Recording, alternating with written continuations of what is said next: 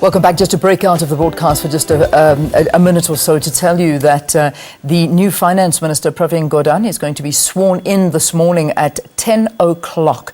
If you would like to watch that, we will be covering it live here on SABC News and in our sister channel, SABC 3.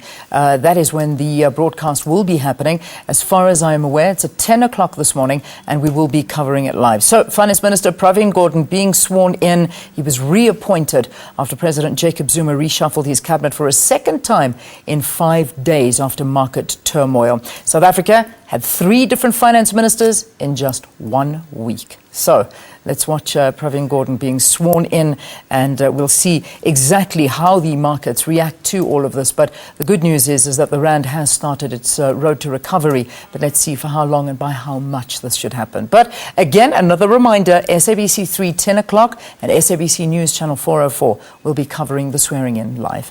Back to you, Peter. Stand by, everyone. Leanne, thank you very much indeed, and a warm welcome back. We're in Welkom today, and we're talking about education in the province. So much to talk about, but at the core of this conversation has been the efforts of and the rewards of the Provincial Bursary Fund. 7,000 students have been able to benefit from this initiative that the province has put together. Education and health, big themes for this particular province. In fact, education, I think just over 40% of the provincial budget goes to education, and it's funding initiatives such as this. Well, let's meet the next row of students who have been benefiting, and let's get a sense of their story. And we'll start next to me with Dr. Oscar Mabele. Yes, sir. Tell us your story, where you're from, but very briefly.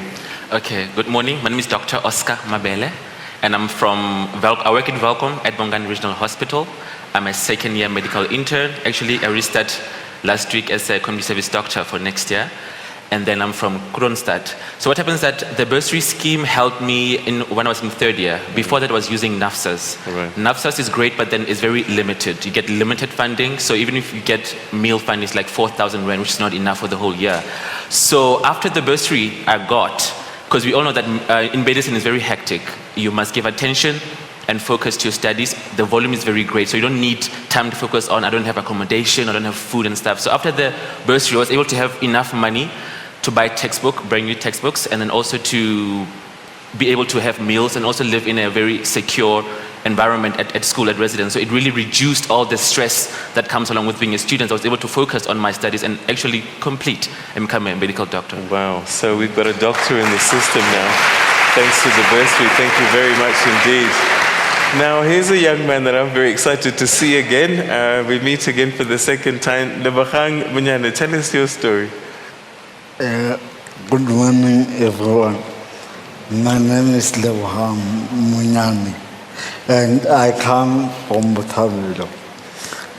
I was funded by the Department of Premier Bursary, where I studied public management, human resource. And I am proud that I have recently been employed at the start of November as an assistant manager in the Office of Women, Children and People with Disabilities. And I want to thank Mr. Makgoe and his NACs and department for all the grateful things they have done for me. Because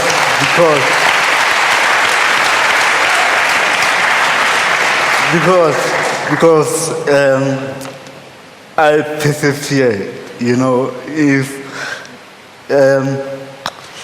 If it wasn't for Premier Ace Magashule, I don't think I would be here today. Because really, I wasn't working for almost a year. And I remember I met him on the 18th of July this year in the Nelson Mandela celebration event at Bothavelo Jesus Botelo Stadium. And I told him that, Premier,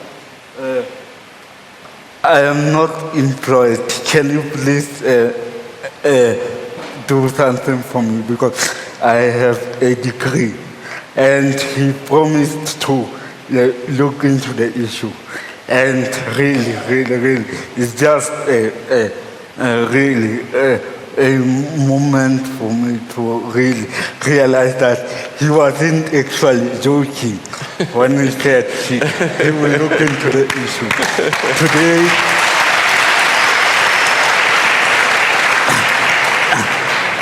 Today I am working, and I am glad that I can be able to support my mom, who has been a pillar of my strength throughout my success. Wow.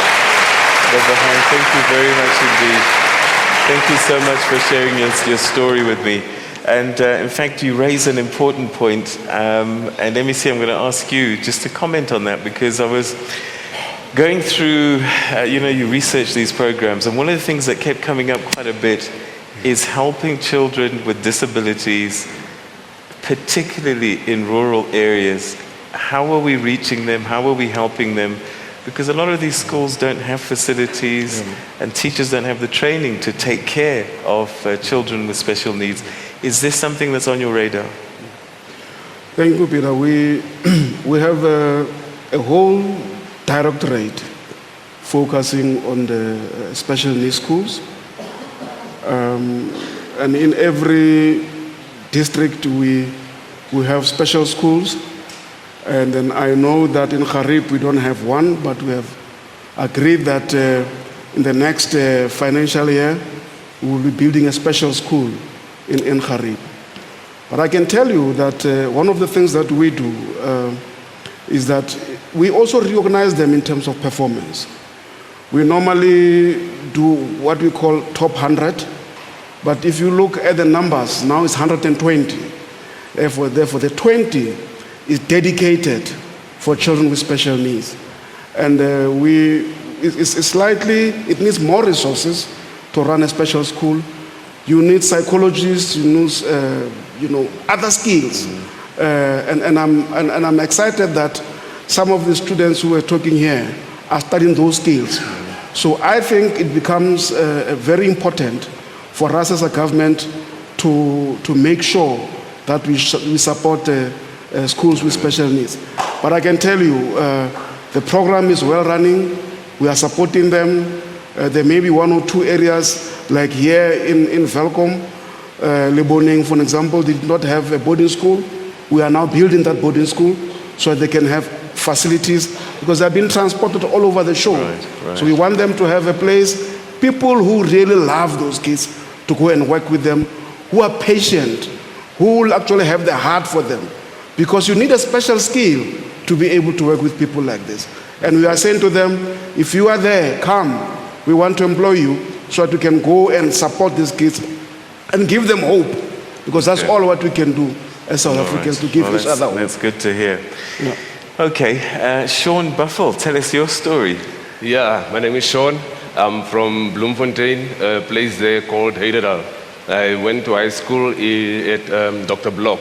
After that, I did my PC engineering and worked for a year or so, year or two, and I thought I knew computers until someone, the Bursary came up and someone told me that, it's actually a funny story. Someone told me that they are writing exams or aptitude tests for people to get in for this trip to India.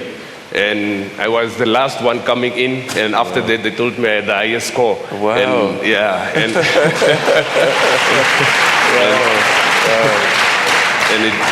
it came from there, and they told us it's time to leave. We got the jippers and everything, we left. And when we got there, the first thing they did with us was to unlearn us everything that we learned. It's the totally different experience. Wow. Our lecturer, we used to call him Mr. Encyclopedia. That guy doesn't use, handbooks and all those things. Everything is in his head, so he had to unlearn us everything. The first week we were asking him, where's our notes? Which pages should we go and rehearse and come back? He says, no, it's in my head, and I explain, you get taught, and we go forward. Wow, that's exciting. How long have you been there now? How long have you been there now? We've been there for 6 months. Wow. For 6 months. And I can't say it, Mr. Premier, you and your conglomerate, if it wasn't for you guys, I was, sometime I felt like stuck in a rut. Yeah. And after that, it's like I know, now I can tell everyone I'm ready. And I know computers now and where it fits in, how it saves money for the business. It was things that I never knew before. I just knew about fixing a mouse, fixing hard drive, stuff like that. Now we can even go deeper and save businesses money. That's exciting, and I'm sure you're learning how to cook curries and make roti as well. Yeah. All right, next to you we have Pule Nkate. Tell us your story, Pule. Buenos días. Primeramente yo quiero decir que gracias a la legalidad de nuestra provincia de Estado Libre Wow. y principalmente otra vez al Premier Ace Magashule, a todo lo que él lo hizo para nosotros, todos los compañeros que están allá en Cuba. Wow. But I just said good morning, and we thank the government of the Free State and the Premier of the Free State for the opportunity that has given us to study in Cuba. Well, my story starts, I think, in 2002. I matriculated in 2002 in Mamello High School or secondary school in Virginia. Yes, in Virginia. Yeah. So 2003, I went to UCT. I was accepted at UCT, but not for medicine, but for chemistry and genetics, of which I did not finish. I came back home devastated. I stayed until 2012, when a comrade of mine told me that, Pule, there's this scholarship to go to Cuba. And then I said to him, you know what, I don't think I will qualify because of my age. He said, no, I think you should apply. I sent my CV and I was told that, no, the Cubans will make a decision, and the decision was made, and I found myself in Cuba. Wow. Now, while I was in Cuba, a lot of things happened. I think I must make mention that Free State makes history. I must make mention that since 2014 until this year, I was the first central president of the entire student body that is in Cuba. Wow.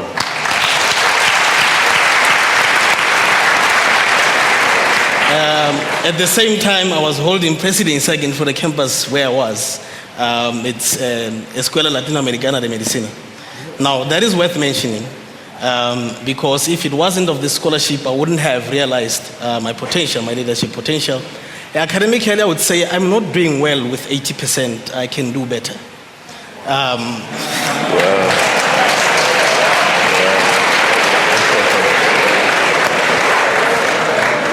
And honestly speaking, I must say that it has been quite an experience being in Cuba, doing medicine in Cuba. I've never done medicine in South Africa, so I can only talk about Cuba. It was a shock when on our first day that we were told that next week on a Tuesday you are going to clinics, you're going to learn how to inject, you're going to learn all these basic skills that you need to know as a doctor. We were shocked. And we got there, we were given a syringe and say, no, vamos, hacerlo. And I must say that it has been quite an experience until now. Wow, fantastic. And it's great to hear that Spanish.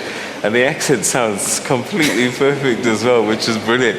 We're going to take a quick break, and when we come back, we'll meet our last student, and we're also going to hear again from our Premier, Ace Magashule, shortly as well. Stay with us.